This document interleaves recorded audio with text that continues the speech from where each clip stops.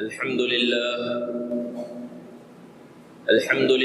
نحمده ونستعينه ونستغفره ونؤمن به ونتوكل عليه ونعوذ بالله من شرور أنفسنا ومن سيئات أعمالنا من يهده الله فلا مضل له ومن يضلله فلا هادي له ونشهد أن لا إله إلا الله وحده لا شريك له ونشهد أن سيدنا ومولانا محمدا عبده ورسوله صلى الله تعالى عليه وعلى آله وأصحابه وبارك وسلم تسليما كثيرا أما بعد فقد قال الله تعالى في القرآن المجيد والفرقان الحميد فأعوذ بالله من الشيطان الرجيم بسم الله الرحمن الرحيم وعهدنا إلى إبراهيم وإسماعيل أن طهرا بيتي للطائفين والعاكفين والركع السجود وقال الله تعالى يا أيها الذين آمنوا كتب عليكم الصيام كما كتب على الذين من قبلكم لعلكم تتقون وقال النبي صلى الله عليه وسلم من قام ليلة القدر إيمانا واحتسابا غفر له ما تقدم من ذنبه أو كما قال عليه الصلاة والسلام. معزز سامعین کرام، بزرگوں اور دوستوں،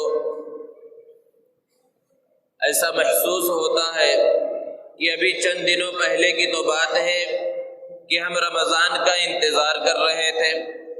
اور رمضان کے استقبال کی تیاریوں میں لگے ہوئے تھے، لیکن رمضان کا مہینہ آیا بھی اور بہت تیزی کے ساتھ اس کا پہلا عشرہ گزر گیا، دوسرے عشرے کا آدھا حصہ بھی گزر گیا، باقی آدھا اور آخری عشرہ بھی بہت جلد پلک جھپکنے میں گزر جائے گا، اور ہمارا حال کیا ہے کہ ہم معمول سے زیادہ کھانے اور معمول سے زیادہ سونے کے اندر مشغول ہیں۔ اللہ رب العزت ہمیں معاف فرمائے اور رمضان کے بقیہ ایام کے ایک ایک لمحے کی، ایک ایک سیکنڈ کی صحیح طرح سے قدر کرنے کی توفیق عطا فرمائے۔ رمضان کی صحیح طرح سے قدر کرنے کے واسطے آخر عشرے میں اللہ رب العزت نے اور ایک عبادت عطا فرمائی ہے جسے اعتکاف کہا جاتا ہے۔ اعتکاف کی حقیقت کیا ہے کہ ایک مسلمان بندہ جب پورے سال اپنے دنیا کے کاروبار میں، دھندوں میں لگا رہتا ہے تو اس کے دل پر غفلت کا پردہ پڑ جاتا ہے۔ رمضان کا مہینہ اللہ نے اسی لیے عطا فرمایا تھا کہ اس غفلت کے پردے کو دھو لیا جائے، ختم کر لیا جائے، اور ایک مسلمان بندہ رمضان کے مہینے کے آنے کے بعد نماز کے اندر لگ جاتا ہے، عبادتوں میں لگ جاتا ہے، صدقہ خیرات میں بھی لگ جاتا ہے، بہت ساری نفلی عبادتیں وہ ادا کرتا ہے، قرآن مجید کی تلاوت کرتا ہے، تو آہستہ آہستہ اس کے دل سے غفلت کا پردہ ہٹ جاتا ہے، ختم ہو جاتا ہے۔ لیکن کبھی کبھی ایسا محسوس ہوتا ہے کہ رمضان کا مہینہ آ گیا، ہم نماز بھی پڑھ رہے ہیں، روزہ بھی رکھ رہے ہیں، تلاوت بھی کر رہے ہیں، ذکر و اذکار میں بھی مشغول ہیں، زکوٰۃ صدقہ خیرات بھی نکال رہے ہیں، لیکن جس طرح اللہ کی معرفت حاصل ہونی چاہیے اس طرح معرفت حاصل نہیں ہو رہی، اور جس طرح دل کے غفلت کے پردے کو ختم ہونا چاہیے وہ پردہ ختم نہیں ہوا ہے۔ تو ایک مسلمان بندہ اللہ رب العزت کے دربار میں آ جاتا ہے اپنے دل کو چمکانے کے واسطے، اپنے دل کو صیقل کرنے کے واسطے، جو دل پہلے سے صاف ہو رہا تھا رمضان کی وجہ سے اس کو اور زیادہ صاف کرنے، اور زیادہ چمکانے کے واسطے مسجد کے ایک کونے کو آ کر پکڑ لیتا ہے اور گویا کی زبان حال سے یہ کہہ رہا ہوتا ہے کہ اے بار الہ، اے پروردگار عالم، میں اس در کو اس وقت تک نہیں چھوڑوں گا جب تک تو مجھے معاف نہیں کرے گا، میں اس دروازے کو اس وقت تک نہیں چھوڑوں گا جب تک تو مجھ پر اپنی رحمت کو نازل نہیں فرمائے گا۔ یہ اعتکاف کی حقیقت ہے۔ نبی کریم صلی اللہ علیہ وسلم پر جب پہلی وحی نازل ہوئی تو اس وقت کا حال کیا تھا؟ ہر مسلمان کو معلوم ہے اللہ کے رسول صلی اللہ علیہ وسلم کئی دنوں کا خشک توشہ لے کر غار حرا میں تشریف لے جاتے اور وہاں پر اللہ رب العزت کی عبادت کے اندر مشغول رہا کرتے تھے۔ کئی دن اسی طرح گزر جاتے، اللہ کے رسول صلی اللہ علیہ وسلم اپنے گھر والوں کے پاس نہیں آتے، لوگوں سے ملنا جلنا اللہ کے رسول صلی اللہ علیہ وسلم نے چھوڑ دیا تھا۔ اور جب اللہ کے رسول صلی اللہ علیہ وسلم کی حالت تھی تو اس مقام پر، عبادت و ریاضت کے اس مقام پر پہنچے اللہ کے رسول صلی اللہ علیہ وسلم کہ اس آخری امت کے واسطے آخری کتاب کا پہلا سبق لے کر جبرائیل امین اللہ کے رسول صلی اللہ علیہ وسلم اسی غار حرا میں نازل ہوئے۔ محققین نے بیان فرمایا کہ نزول قرآن کے وقت، پہلی وحی کے نازل ہونے کے وقت نبی کریم صلی اللہ علیہ وسلم کی جو کیفیات تھی، نبی کریم صلی اللہ علیہ وسلم کے جو حالات تھے، اللہ رب العزت نے اسی کو رمضان کی شکل میں اس امت کو دے دیا ہے، کیونکہ اللہ رب العزت چاہتے ہیں کہ میرے محبوب کی ایک ایک ادا میری امت کے اندر باقی رہے۔ تو اس لیے نبی کریم صلی اللہ علیہ وسلم کی پہلی وحی کے نازل ہونے کے وقت آپ کے جو حالات تھے، آپ کی جو کیفیات تھی، اسی کو رمضان بنا دیا کہ آپ صلی اللہ علیہ وسلم چونکہ تھوڑا توشہ لے کر گئے، کئی دن کے واسطے گئے، تو تھوڑا کھاتے تھے، تھوڑا پیتے تھے۔ اور رمضان میں مسلمان بندہ دن کے اوقات میں نہیں کھاتا ہے، اپنے کھانے پینے کو کم کر دیتا ہے۔ اللہ کے رسول صلی اللہ علیہ وسلم کے ساتھ مشابہت ہے، اور اللہ کے رسول صلی اللہ علیہ وسلم وہاں جا کر عبادت میں مشغول ہو جایا کرتے تھے۔ ایک مسلمان بندہ رمضان کے مہینے کے آ جانے کے بعد اس کی عبادتوں کے اندر اضافہ ہو جاتا ہے دیگر دنوں کے مقابلے میں، تو اللہ کے رسول صلی اللہ علیہ وسلم کے پہلی وحی کے نازل ہونے کے وقت سے مشابہت ہو جاتی۔ لیکن ایک چیز اور تھی جو حضور اکرم صلی اللہ علیہ وسلم کو حاصل تھی، اور وہ تھی تنہائی، کہ اللہ کے رسول صلی اللہ علیہ وسلم غار حرا میں جاتے تھے، تنہا رہتے تھے، گھر والوں سے، دوست و احباب سے، عزیز و اقارب سے اور دنیا والوں سے دور رہتے تھے۔ یہ کیفیت مسلمانوں کو حاصل نہیں ہوتی رمضان کے اندر بھی، تو اللہ رب العزت نے نبی کریم صلی اللہ علیہ وسلم کی اس کیفیت کو بھی حاصل کرنے اور اس کی مشابہت کو حاصل کرنے کے واسطے اعتکاف عطا فرمایا، کیونکہ یہی چاہتے ہیں اللہ رب العزت کہ میرے محبوب کی، میرے نبی کی ایک ایک ادا امتی کے اندر باقی رہے۔ لیکن ایک چیز ہوتی ہے رہبانیت، جو پہلی امتوں کے اندر تھی اور ہمارے برادران وطن کے اندر بھی ہے۔ رہبانیت کسے کہا جاتا ہے؟ کہ پہلی جو امتیں گزری ہیں، پہلے کے جو مذاہب گزرے، اس کے اندر دنیا کو چھوڑ چھاڑ کر، بیوی بچوں کو، گھر بار کو چھوڑ چھاڑ کر کسی جنگل میں، پہاڑ میں جا کر عبادت کرنا، اس کو بہت اچھا کام سمجھا جاتا تھا، اور جو شخص ایسا کرتا تھا اسے سب سے بڑا بزرگ سمجھا جاتا تھا۔ لیکن اسلام کے اندر یہ چیز جائز نہیں ہے اور نہ یہ چیز پسندیدہ ہے کہ ایک آدمی اپنی دنیا کی ذمہ داریوں کو چھوڑ کر، بیوی بچوں کو چھوڑ کر کہیں جنگل میں چلا جائے، کہیں پہاڑوں میں چلا جائے اور اللہ اللہ کرتا رہے اور اس طرح زندگی گزارے اور سمجھنے لگے کہ میں بہت بڑا بزرگ ہوں۔ بزرگ کچھ بھی نہیں ہے، اس کی کچھ بھی حقیقت نہیں ہے۔ تو رہبانیت سے بھی منع کیا گیا اس امت کے اندر، اور اعتکاف کے اندر تو تنہائی ہوتی ہے اور رہبانیت بھی نہیں ہونا ہے، غیروں کے ساتھ مشابہت بھی نہیں ہونا ہے۔ اس لیے اعتکاف مشروع تو کیا گیا کہ اعتکاف کے اندر تنہائی ہو، لیکن ایسی مسجد کی شرط لگا دی گئی جس میں 5 وقت جماعت کے ساتھ نماز ہوتی ہو، کہ دن میں اور رات میں انسان کو تنہائی ہو، لیکن دن میں 5 وقت لوگوں کے ساتھ آمنا سامنا بھی ہو، اور ہفتے میں ایک دن جمعے کے دن ایک بڑے مجمع کے ساتھ ملاقات ہو۔ اس وجہ سے ایسی مسجد کے اندر اعتکاف کو مشروع کیا گیا جس میں جماعت کے ساتھ نماز ہوتی ہو۔ تو یہ ہے اس اعتکاف کی حقیقت۔ اللہ رب العزت نے جو اس کو مشروع کیا، اور نبی کریم صلی اللہ علیہ وسلم اس اعتکاف کو کیا کرتے تھے۔ یہ اعتکاف مشروع کیا گیا دراصل شب قدر کو حاصل کرنے کے واسطے، کہ انسان کو شب قدر مل جائے۔ اور شب قدر کا کیا مقام اور مرتبہ ہے؟ صرف اس امت کو یہ شب قدر جیسی مقدس عظیم رات اللہ رب العزت نے عطا فرمائی ہے، کسی اور امت کو اللہ رب العزت نے عطا نہیں فرمائی۔ اس کی اہمیت اور فضیلت کے واسطے اتنی بات کافی ہے کہ اس کی عظمت کو بیان کرنے کے واسطے اللہ رب العزت نے پوری ایک مکمل سورہ قدر کو نازل فرمایا، اور ارشاد فرمایا اِنَّا أَنزَلْنَاهُ فِي لَيْلَةِ الْقَدْرِ، کہ اس قرآن مقدس کو ہم نے شب قدر میں، قدر کی رات میں اتارا ہے۔ اور یہ شب قدر کیا ہے؟ لیلۃ القدر خیر من الف شہر، شب قدر 1000 مہینوں سے بہتر ہے۔ ایک رات اگر انسان کو مل جائے جو شب قدر ہو اور اس کے اندر اس نے عبادت کی، اللہ رب العزت کو منایا، تو ایسا ہے گویا کہ اس نے 1000 مہینوں تک اللہ رب العزت کی عبادت کی۔ 1000 مہینے کے 83 سال کچھ ماہ ہوتے ہیں، تو گویا کہ 83 سال تک وہ اللہ رب العزت کی عبادت کے اندر مشغول رہا۔ اور اگر کسی کو اپنی زندگی کے اندر 10 شب قدر مل گئے تو تقریباً 833 سال وہ اللہ کی عبادت میں مشغول رہا۔ انسان کی زندگی 50 سال، 60 سال، 70 سال جتنی بھی ہوتی ہو، 20 شب قدر اس کو اپنی زندگی میں حاصل ہو گئے، 1666 سال تقریباً وہ اللہ کی عبادت کے اندر مشغول رہا۔ اسی لیے اللہ رب العزت نے بیان فرمایا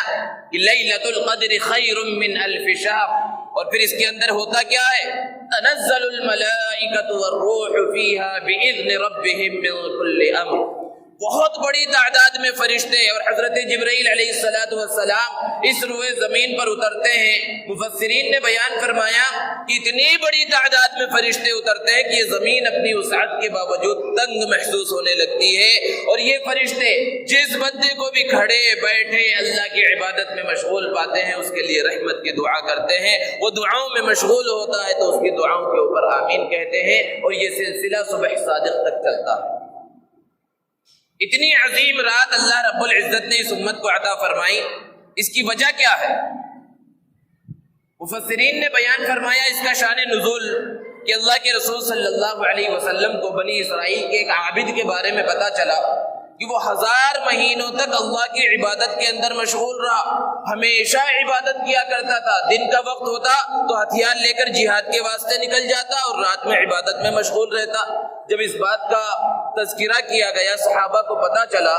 صحابہ نے عرض کیا اللہ کے رسول ہم تو اس مجاہد کے اجر و ثواب کو کبھی نہیں پہنچ سکتے کہ مسلسل آج زندگی 1000 سال کے 1000 مہینوں کے برابر ہے مشکل سے، جس کی عمر 83 سال اور 85 سال ہو جائے، تو مسلسل عبادت کے اندر وہ شخص مشغول رہا، ہم تو اس کے ثواب کے برابر نہیں پہنچ سکتے۔ تو یہ امت جو کہ خیر امت ہے، سب سے بہترین امت ہے، اللہ کے رسول صلی اللہ علیہ وسلم کی برکت اس امت کو حاصل ہے۔ اللہ رب العزت نے شب قدر عطا فرما دی کہ تم ایک رات اگر صرف پالو تو اس عابد سے زیادہ بہتر ہوگے۔ اسی طرح دوسرا شان نزول بیان کیا گیا کہ اللہ کے رسول صلی اللہ علیہ وسلم کو پہلی امت کی عمروں کے بارے میں پتا چلا کہ ان کی عمریں تو بہت زیادہ تھی، 400 سال، 500 سال، 1000 سال، اور پھر وہ اس کے اندر بہت زیادہ عبادتوں میں مشغول رہتے۔ دیگر انبیاء کرام کا اللہ کے رسول صلی اللہ علیہ وسلم نے تذکرہ فرمایا کہ وہ 80 سال تک مسلسل اللہ کی عبادت کے اندر مشغول رہے۔ تو پھر صحابہ کرام کے دلوں کے اندر یہ خیال آیا کہ ہم تو ان کے اجر و ثواب کو اور ان کے مقام اور مرتبے کو نہیں پہنچ سکتے، تو اللہ رب العزت نے یہ لیلۃ القدر اور شب قدر عطا فرمائی۔ یہ اتنی عظیم رات ہے، اتنی مقدس رات ہے جو اللہ رب العزت نے عطا فرمائی، اور اس کے بارے میں اللہ کے رسول صلی اللہ علیہ وسلم نے ارشاد فرمایا کہ من قام لیلۃ القدر ایمانا واحتسابا غفر له ما تقدم من ذنبه، کہ جو ایمان کے ساتھ اور ثواب کی امید کے ساتھ لیلۃ القدر میں قیام کرے، شب قدر میں اللہ رب العزت کی عبادت کرے، تو اللہ رب العزت اس کے پچھلے سارے گناہوں کو معاف فرما دیتے ہیں۔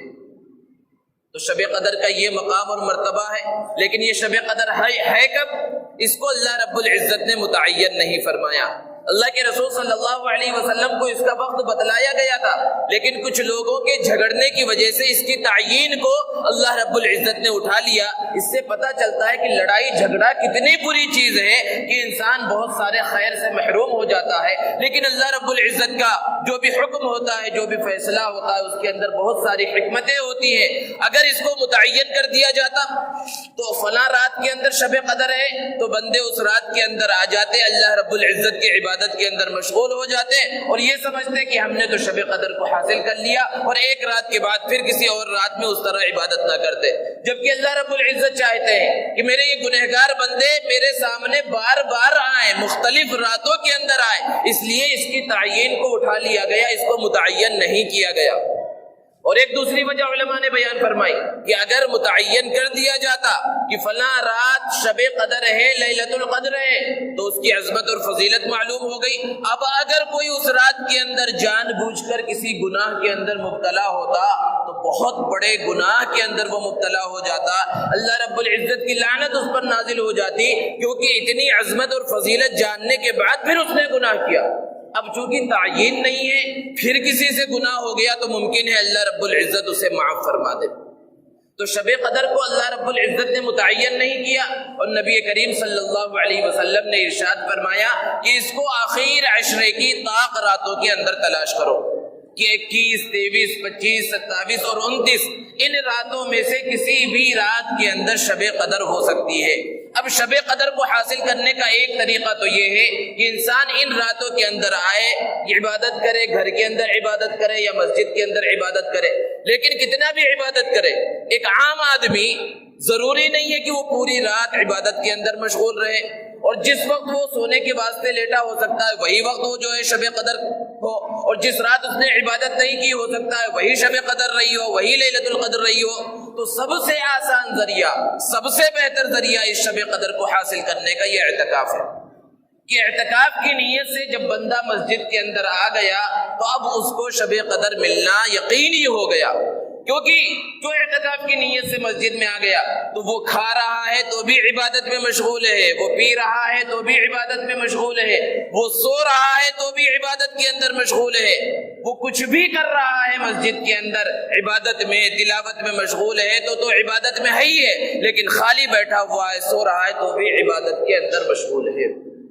یہ اعتکاف کا مقام اور مرتبہ ہے۔ اللہ کے رسول صلی اللہ علیہ وسلم نے جب مکہ المکرمہ سے مدینہ المنورہ کی طرف ہجرت فرمائی تو کوئی سال ایسا نہیں گزرا کہ اللہ کے رسول صلی اللہ علیہ وسلم نے اعتکاف نہ کیا ہو۔ ایک مرتبہ کسی وجہ سے اللہ کے رسول صلی اللہ علیہ وسلم کا رمضان میں اعتکاف چھوٹ گیا تو آپ نے شوال میں اس کی قضا کے شوال کے 10 دنوں کا اعتکاف کیا، اور اللہ کے رسول صلی اللہ علیہ وسلم نے اپنی عمر کے آخری سال میں 10 دنوں کے بجائے 20 دنوں کا اعتکاف کیا۔ اس سے پہلے سال کا اعتکاف کسی وجہ سے چھوٹ گیا تھا،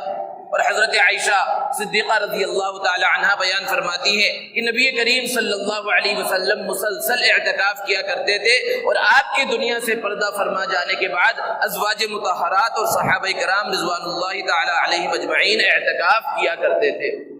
تو اللہ کے رسول صلی اللہ علیہ وسلم کی سنت ہے اعتکاف کرنا، اور اس کا اجر و ثواب کیا ہے؟ اللہ کے رسول صلی اللہ علیہ وسلم نے ارشاد فرمایا کہ جو مسلمان بندہ رمضان کی آخر عشرے میں ایک دن کا اعتکاف کرتا ہے، اللہ تبارک و تعالی اس کو جہنم سے اتنا دور کر دیتے ہیں کہ 3 خندقوں کے برابر دور کر دیتے ہیں، جس میں سے ایک خندق کا فاصلہ زمین اور آسمان کی مسافت کے درمیان جتنا فاصلہ ہے اتنا دور کر دیتے ہیں۔ ایک خندق کا فاصلہ اتنا ہے، اور 3 خندقوں کا فاصلہ پھر کتنا ہوگا، اور زمین اور آسمان کے درمیان کتنی مسافت ہے، اس کا تو اندازہ اور تصور نہیں کیا جا سکتا۔ تو جو پورا مسنون اعتکاف کرے، 10 دنوں کا اعتکاف کرے، اس کو اللہ رب العزت جہنم سے کتنا دور کریں گے اس کا تو اندازہ اور تصور ہی نہیں کیا جا سکتا۔ اور ایک حدیث میں اللہ کے رسول صلی اللہ علیہ وسلم نے ارشاد فرمایا کہ جو رمضان کے آخر عشرے کا اعتکاف کرے تو اسے 2 مقبول حج اور عمروں کا ثواب اللہ رب العزت عطا فرماتے ہیں۔ اللہ رب العزت کی رحمت کی، اللہ کے کرم کی کوئی انتہا نہیں ہے کہ اللہ رب العزت کس طرح بندوں کو نوازتے ہیں، کس طرح اللہ رب العزت بندوں پر اپنا رحم، اپنا کرم نازل فرماتے ہیں۔ اعتکاف 3 طرح کا ہے، 3 قسمیں اعتکاف کی۔ ایک اعتکاف ہے واجب،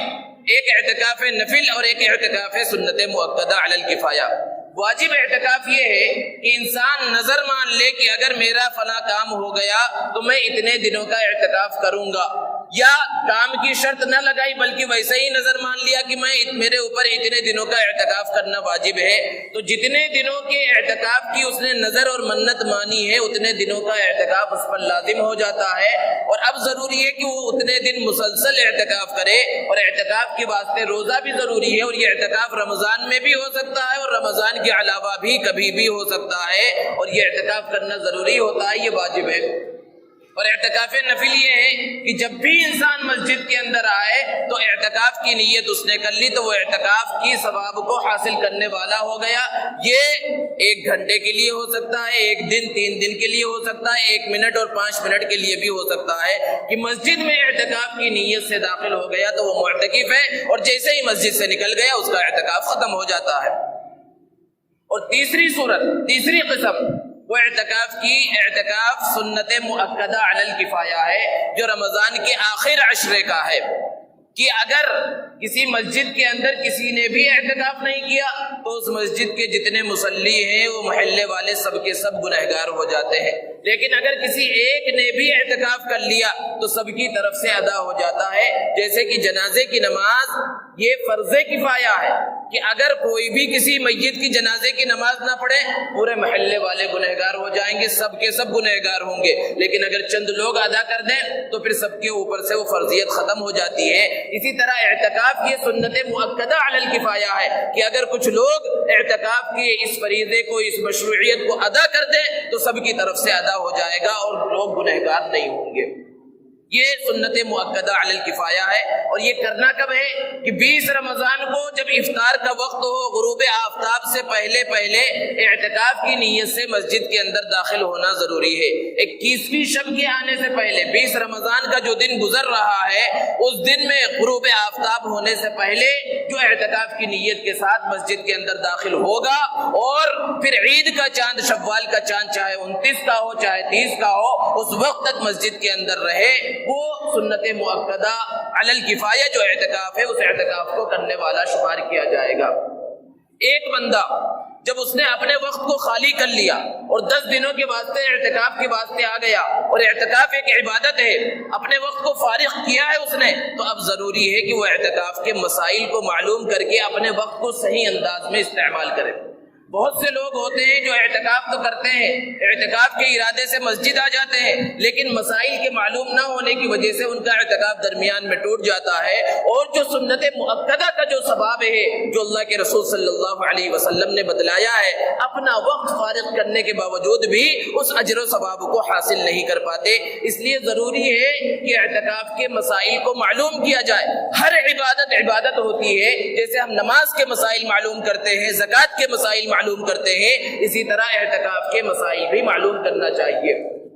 اعتکاف کے لیے ضروری ہے کہ انسان مسجد کے اندر رہے، لیکن مسجد کا مطلب یہ نہیں ہے کہ یہ پوری مسجد ہے۔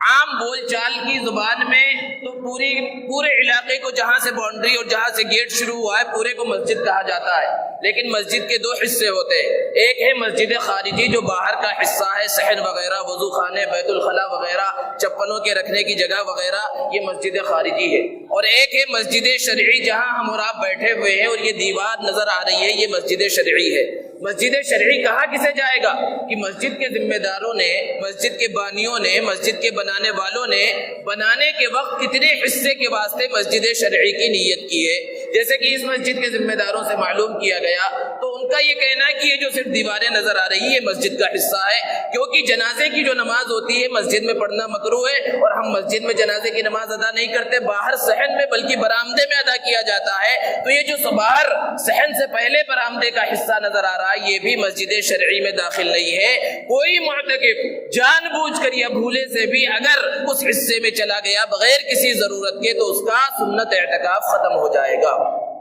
مسجد میں اعتکاف نیچے کے حصے میں بھی کیا جا سکتا ہے، اوپر کے حصے میں بھی کیا جا سکتا ہے، کیونکہ مسجد زمین سے لے کر آسمان تک پورا حصہ مسجد کا ہی ہوتا ہے، لیکن چونکہ مسجد کی سیڑھیاں جو اوپر جا رہی ہیں وہ باہر کے حصے میں ہے، اس لیے نیچے سے بغیر کسی وجہ کے اوپر جانے سے بھی اعتکاف ٹوٹ جائے گا، کیونکہ وہ باہر بغیر عذر کے نکل گیا ہے۔ کن اعذار کی وجہ سے مسجد سے باہر نکل سکتا ہے کہ اپنی ضروریات زندگی کے واسطے انسان استنجا کے واسطے جائے اور جتنے وقت میں فارغ ہو اتنے وقت میں فارغ ہو کے وضو کر کے مسجد کے اندر آ جائے، بس یہی اس کی ایک ضرورت ہے۔ اس ضرورت کے علاوہ اگر وہ باہر نکلتا ہے مسجد سے تو اس کا اعتکاف ختم ہو جاتا ہے۔ اسی یہاں تک کہ بہت زیادہ گرمی کا موسم ہے، تو ٹھنڈک حاصل کرنے کے واسطے اگر کوئی غسل کے لیے باہر جا رہا ہے تو اس سے بھی اعتکاف ٹوٹ جائے گا۔ یہاں تک کہ جمعہ کا جو غسل ہے یہ سنت ہے، اس غسل کے واسطے بھی اگر کوئی جائے گا تو اس کا اعتکاف ختم ہو جائے گا۔ ہاں اگر غسل واجب ہو گیا ہے تو اس غسل کے واسطے نکلا جا سکتا ہے اور اپنی دیگر ضروریات کے واسطے نکلا جا سکتا ہے۔ اسی طرح اعتکاف کے اندر جب مسجد میں بندہ بیٹھ گیا تو اس کے اندر خاموش رہنا اور یہ سمجھنا کہ خاموش رہنا عبادت ہے، یہ سمجھ کر خاموش رہنا یہ بھی غلط کام ہے۔ انسان عبادت کے اندر مشغول رہے، ذکر و اذکار میں مشغول رہے، کسی سے مسئلے مسائل کے اوپر جو ہے بات چیت کر لے، مذاکرہ کر لے، ان سب چیزوں کی گنجائش ہے مسجد کے اندر۔ لیکن ادھر ادھر کی باتیں کرنا اور دنیاوی باتیں کرنا، اور خاص طور سے چونکہ ہمارے نوجوانوں کا ایک بہت بڑا طبقہ اعتکاف کی عبادت کے اندر بیٹھتا ہے، تو وہاں پر بحث و مباحثہ مسلکوں کے بارے میں اور ان چیزوں کے بارے میں اور دوسری چیزوں کے بارے میں آ کر اعتکاف کے اندر بیٹھ کر ان سب چیزوں کے بارے میں بحث کرنا اور ایک دوسرے کو جو ہے میسیجز دکھلانا اور ویڈیوز دکھلانا کہ فلاں نے یہ کہا فلاں نے یہ کہا، یہ اپنے پوری عبادت کو اور پورے اعتکاف کو برباد کرنے کی طرح ہے۔ خاص طور سے جب مسجد کے اندر آ گیا بندہ اعتکاف کی نیت سے، تو موجودہ حالات کے اعتبار سے ہمارے بڑے اللہ والے فرماتے ہیں کہ موبائل سے خاص طور سے ان 10 دنوں میں دور ہو جائے، کیونکہ اگر وہ موبائل استعمال کر رہا ہے تو گویا کہ وہ پوری دنیا کے اندر موجود ہے، وہ صرف مسجد کے اندر نہیں ہے۔ ہاں اپنی ضرورت کے واسطے استعمال کرے، لیکن جس طرح باہر استعمال کرتا ہے، عام دنوں میں استعمال کرتا ہے، اگر اعتکاف کے دنوں میں بھی بالکل اسی انداز میں اس کو وہ سوشل میڈیا کے اوپر جو ہے سب کچھ کام کر رہا ہے اور باقی ساری چیزیں کر رہا ہے، ہو سکتا ہے اس کا اعتکاف ہو جائے، لیکن اعتکاف کے جو اثرات ہیں، جو ثمرات ہیں اور جو برکات ہیں وہ اسے حاصل ہونے والے نہیں ہیں۔ اس لیے ضرورت اس بات کی ہے کہ مسائل کو اچھی طرح سے معلوم کیا جائے اور پھر اس کے بعد اعتکاف کیا جائے۔ اسی طرح اعتکاف کے اندر ایک مسئلہ اور ہے کہ اعتکاف کے واسطے بیٹھ گئے تو ناخن کاٹ سکتے ہیں، اپنے مونچھ کے بال وغیرہ کاٹ سکتے ہیں یا نہیں کاٹ سکتے، تو مسجد کا احترام کرتے ہوئے کہ ناخن مسجد کے اندر نہ گرے، کوئی کپڑا بچھا کر، اور یا اسی طرح مونچھ وغیرہ کاٹنا ہے تو کوئی کپڑا بچھا کر کاٹ لیا جائے اور اس کو باہر پھینک دیا جائے، مسجد کی جانماز اور مسجد کا حصہ خراب نہ ہو، تو اس کی بھی گنجائش ہے۔ اسی طرح اور بہت سارے مسائل ہو سکتے ہیں کہ یہاں سے ضرورت کے واسطے وضو خانے میں جا رہا ہے، اب اگر کسی سے ملاقات ہوگی، چلتے پھرتے سلام کر لیا، مصافحہ کر لیا تو اس کی گنجائش ہے، لیکن اگر تھوڑی دیر کے واسطے بھی کھڑا ہو گیا اور خیر خیریت پوچھنے لگا، بات چیت کرنے لگا وضو خانے میں کھڑے ہو کے یا بیٹھ کر، اس کا سنت اعتکاف ختم ہو جائے گا۔ ان سب مسائل کو معلوم کر کے پھر اعتکاف کرنا چاہیے۔ دوستو، جس طرح آخر عشرے کے اندر اللہ رب العزت نے ایک عبادت عطا فرمائی ہے اعتکاف کی، اسی طرح روزے داروں کے واسطے چونکہ رمضان کی قدر کا حکم دیا گیا تھا، لیکن مسلمان ہے، انسان ہے، بندہ ہے، کچھ نہ کچھ کمی کوتاہی رہ جاتی ہے۔ روزوں کے اندر اور رمضان میں جو کمی اور کوتاہی رہ جائے، اللہ رب العزت نے اس کی بھرپائی کے واسطے صدقہ فطر صاحب نصاب مسلمانوں کے اوپر اللہ رب العزت نے واجب کیا ہے کہ جو صاحب نصاب ہیں، جو مالدار ہیں، جن کے پاس 52.5 تولہ چاندی کی بقدر ان کی اصلی ضرورت سے زائد مال موجود ہے، جو 23-24 ہزار جو بھی ہوتا ہے، تو ان کے اوپر اپنی طرف سے، اپنے نابالغ اولاد کی طرف سے صدقۃ الفطر نکالنا واجب ہوتا ہے، اور یہ عید الفطر سے پہلے پہلے نکالنا ہے، اور اس کا مقصد اللہ کے رسول صلی اللہ علیہ وسلم نے بیان فرمایا، ایک تو روزہ اور روزے کے اندر جو خرابیاں ہو گئی ہیں اس کی بھرپائی ہو جائے، اور دوسرا اصل مقصد ہے طعمۃ للمساکین، کہ غریبوں کا، مسکینوں کا، فقیروں کا کچھ فائدہ ہو جائے، ان کی عید کا سامان ہو جائے، ان کی عید کی تیاریوں کا سامان ہو جائے۔ اس کے تفصیلی مسائل انشاءاللہ اگلے جمعے میں بیان کیے جائیں گے، لیکن کتنا نکالنا ہے اس کے اندر عام طور پر سمجھ لیا جاتا ہے بس گیہوں سے نکالنا ہے، اور پوچھ لیا جاتا ہے بھائی 60 روپے یا 70 روپے یا 50 روپے، اور اسی کو ضروری سمجھ لیا جاتا ہے، یہ غلط ہے۔ اللہ کے رسول صلی اللہ علیہ وسلم نے جو نصاب اس کا بیان فرمایا اور جو چیزیں بیان فرمائی، اس میں صرف گیہوں نہیں ہے، اس کے اندر کھجور بھی ہے، کشمش بھی ہے، جو بھی ہے، اور گیہوں بھی ہے۔ گیہوں کا درجہ سب سے کم ہے کہ انسان کی اگر اتنی حیثیت ہے تو گیہوں سے نکال رہا ہے تو 1.25 کلو گیہوں کا جو ریٹ ہوتا ہے ایک صدقۃ الفطر کا ایک شخص کی طرف سے اتنا نکالا جائے، جو 70 روپے تقریباً ہوتا ہے، تو 70 روپے کم سے کم سمجھا جائے۔ لیکن جن کو اللہ رب العزت نے حیثیت دی ہے اور جو مالدار ہیں، تو انہیں چاہیے کہ وہ کھجور سے نکالے، اور کھجور کا جو ریٹ ہوگا 3.25 کلو، اصل میں 3 کلو 150 گرام ہے، یعنی تقریباً 3.25 کلو، اسی طرح کشمش کا جو ریٹ نکالا جائے گا وہ بھی 3.25 کلو کشمش کا، تو کشمش کا ریٹ وہ تقریباً 1000 کے قریب پہنچ جائے گا، اور کھجور جو اچھی کوالٹی کا آتا ہے وہ بھی 600-700 روپے اس کا ریٹ ہو جائے گا۔ آدمی اپنی حیثیت سے نکالے، یعنی 70 روپے کو ضروری نہ سمجھ لے، سمجھے کہ یہ کم سے کم ہے، اس سے زیادہ اللہ رب العزت نے جتنی حیثیت دی ہے تو سب سے اعلیٰ کشمش اور اس کے بعد کھجور اور جو وغیرہ کے ذریعے نکالا جائے اور غریب بندوں تک پہنچایا جائے، اور دیکھ لیا جائے کہ کون مستحق ہے مستحق نہیں ہے، صحیح انداز میں دیا جائے، اور عید سے پہلے دے دیا جائے، کیونکہ عید کے دن اگر دیا جائے گا تو عید کی کیا تیاری کریں گے۔ اللہ رب العزت سے دعا ہے کہ اللہ رب العزت ہمیں رمضان کی ساری عبادتوں کو، روزوں کو، نمازوں کو، زکوٰۃ کو، اسی طرح صدقہ فطر کو، اعتکاف کو صحیح طرح سے ادا کرنے کی توفیق عطا فرمائے اور ہماری عبادتوں کو قبول فرمائے۔ وآخر دعوانا ان الحمد